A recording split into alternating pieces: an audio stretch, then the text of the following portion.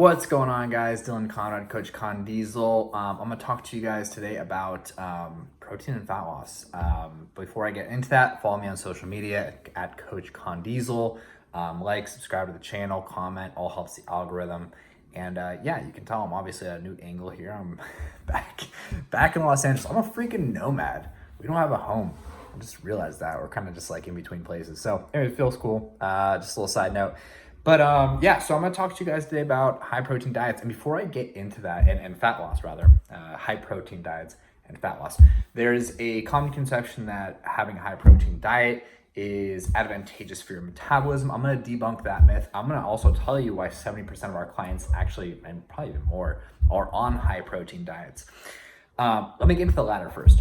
Why 70% or more of our clients are on high protein diets is because the best diet is the one you stick to.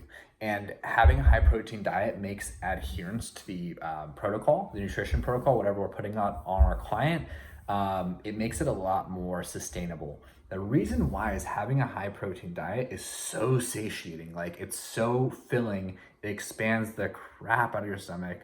Not the crap, but it expands your stomach. So it sends a signal to your brain, and it's very voluminous, right? So eating a lot of protein takes up a lot of space in your stomach, but it's not a whole lot of calories. So that's basically the only reason we really use high protein diets in most of our clients' diet models. There's a common conception that having a high protein diet is going to boost your metabolism, which is pretty much bullshit, because it does raise your metabolism, but not in a significant amount to really make a difference. So the two things people talk about is the thermic effect of feeding and the amount of muscle mass, right? So having more muscle mass, muscle is more metabolically active than fat, so it's going to raise your metabolism. The other thing is eating protein is going to increase your thermic effect of feeding, right? So thermic effect of feeding is the amount your metabolism is raised up, how much energy it basically takes for you to consume that macronutrient. So there's 3 macronutrients: protein, carb, and fat. And protein has the highest thermic effect of feeding because it takes the most energy to break down protein in your body. So you're using calories, right? Energy is calories. So it takes, let me see, I actually wrote this down. It takes your body, I think, about 10 to 25 calories compared to fat or carbs out of 100 calories. So if you're eating basically 25 grams of protein, which is a lot. That's basically like a 6-ounce piece of, is it a 6-ounce piece of lean chicken breast? I think so. It's about 25 grams of protein. If you're eating an extra 25 grams of protein, that's only 10 to 25 more calories burnt, which is not that much on the grand scheme of things. So that's the over exaggerated part, right? It's the high thermic effect of feeding. Yeah, it's higher, but not a significant amount. The other thing is having more muscle on your body is going to be more metabolically active. And yes, while muscle is more metabolically active and it takes more calories to maintain muscle, it's not that much. If you have a pound of muscle, which is actually a lot, it's like basically the size of my fist. If I'm talking to a woman that doesn't want to get bulky, a pound of muscle is a lot of muscle, like, throughout your body.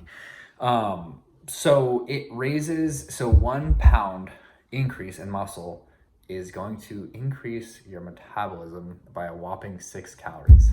Yeah, so it's only 6 calories, right? So you're talking about 6 calories, we're talking about 10 to 25 calories, and in the grand scheme of things, if you're a guy and you're in a deficit, and your deficit, mine's at like 2,400, that's my caloric deficit. Having 10 to 25 calories burnt from 25 grams of protein, which is a crap load of protein, it's not going to be significantly different. The only reason I use such a high protein diet is because I'm crazy and I'm always hungry and it satiates me. That is the only reason. That's it. And that's the only reason we really use in our clients, is because it's satiating, right? We also use high veggies, low calorie, high volume foods. And that is going to increase the adherence to your diet. So that's all we talk about. We don't talk about, it's more, metabolically active. It's like higher thermic effect feeding. Yes, it is, but that's exaggerated. For us to tell our clients that would just be misleading. And basically anyone like men's health, women's health, like anyone that talks about high protein is just like this metabolic booster is full of shit. And I'm sorry, I just want to call it what it is. It makes me pissed every time I see that in like a magazine. So, and I've promoted this because I was like, oh my God, this is, Men's Health says it, this research says it. yeah, the research says it, and it might be significantly higher in like it might be considered a significant difference, I think, in a research article. Is in the grand scheme of things, in our clients' diets and my diet, it's not a significant difference. Research wise, yes, but in terms of like our diet and like increase our metabolism enough to like get us in a deeper caloric deficit, it's not that much. So anyways, hope this helps. Dylan Conrad, Coach Con Diesel. Follow me on Instagram if you don't already. Like, subscribe to my channel if you like my stuff. Anything helps. And yeah, love to hear your comments. Like, if this makes sense, if this is interesting to you, or if it's something you already knew.